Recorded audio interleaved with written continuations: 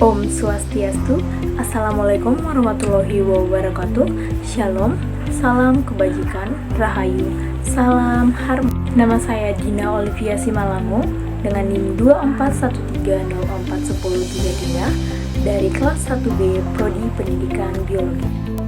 Saat ini saya akan berbagi kisah tentang tokoh yang sangat menginspirasi dalam dunia pendidikan, yaitu Maria Montessori, di mana lahir pada tanggal 31 Agustus tahun 1870 di Italia. Maria lahir dari keluarga yang sangat menghargai pendidikan. Ayahnya yang bernama Alessandro Montessori adalah seorang pegawai pemerintah, sementara ibunya Renilde Stoppani adalah seorang wanita berpendidikan. Pendidikan awal dan karir medis, di mana awalnya Maria menunjukkan ketertarikannya dalam bidang teknik, tetapi saat memasuki jenjang pendidikan lebih lanjut, ia memutuskan untuk beralih ke ilmu kedokteran. Dalam hal ini sangat luar biasa mengingat pada zaman itu di mana sangat sedikit wanita yang berani memasuki dunia kedokteran. Maria berhasil masuk ke Universitas Roma dan pada tahun 1896 ia lulus sebagai salah satu dokter wanita pertama di Italia.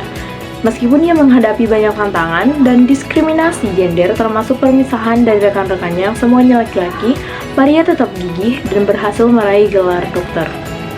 Selanjutnya, setelah lulus, Maria bekerja di berbagai klinik khususnya yang merawat anak-anak dengan kebutuhan khusus.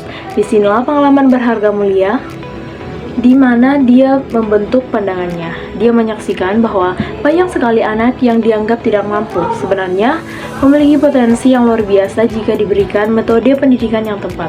Ini membuatnya berpikir tentang pentingnya pendekatan yang berbeda dalam pendidikan anak-anak. Nah, selanjutnya yaitu mengembangkan metode Montessori, di mana pengalaman di klinik tersebut membuat Maria Montessori terinspirasi untuk mengembangkan metode pendidikannya sendiri.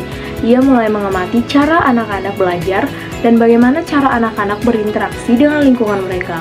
Dari pengamatannya, Maria menemukan bahwa anak-anak belajar dengan cara yang lebih efektif ketika mereka diberi kebebasan untuk memilih aktivitas mereka sendiri.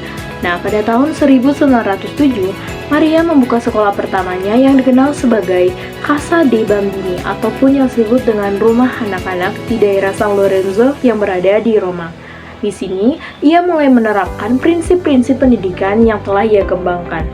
Nah, di Casa dei Bambini, Maria menciptakan lingkungan belajar yang memfasilitasi eksplorasi dan pembelajaran mandiri, di mana anak-anak diberi kebebasan untuk memilih aktivitas sesuai minat dan kemampuan yang dimiliki oleh para anak-anak yang ingin belajar.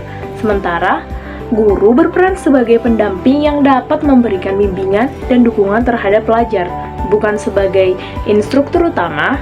Namun konsep ini sangat berbeda dari metode pendidikan tradisional yang lebih otoriter dan terstruktur yang telah ditetapkan.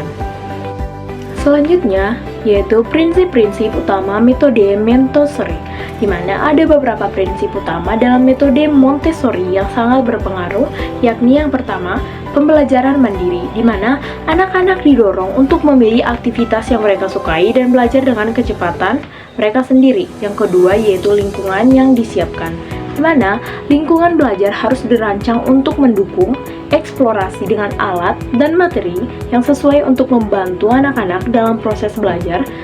Dan yang ketiga yaitu peran guru. Nah, dalam metode Montessori ini, guru tidak berfungsi sebagai pengajar utama, melainkan sebagai fasilitator yang mengamati dan mendampingi anak-anak dalam proses belajar mereka.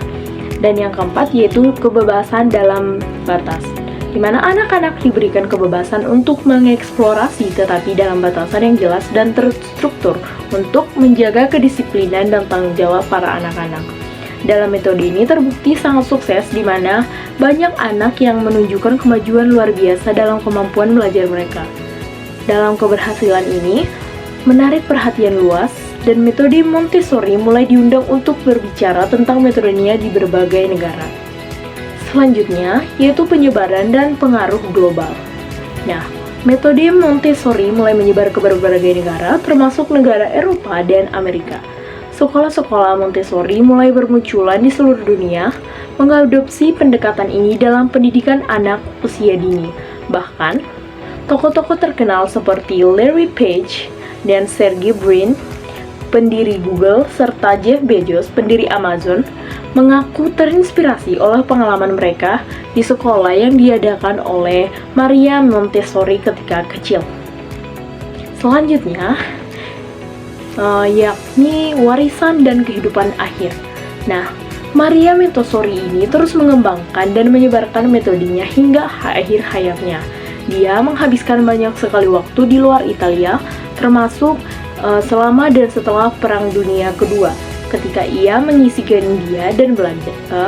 Akhirnya, Maria Montessori meninggal pada tanggal 6 Mei 1952 di Noordwijk, NZ, yaitu yang berada di negara Belanda. Walaupun Maria Montessori telah tiada, namun warisannya tetap hidup melalui ribuan sekolah Montessori yang telah dia bangun di seluruh dunia dan telah menyebar, di mana pendekatan pendidikannya yang menekankan pada kebebasan, eksplorasi, dan pengembangan diri anak terus digunakan dan diakui sebagai salah satu metode pendidikan yang paling berpengaruh dalam sejarah yang berada di dunia.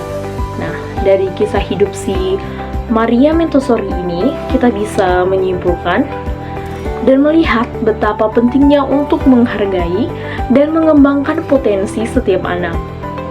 Maria Montessori mengajarkan kita bahwa setiap anak memiliki hak untuk belajar dengan cara yang sesuai dengan diri mereka sendiri.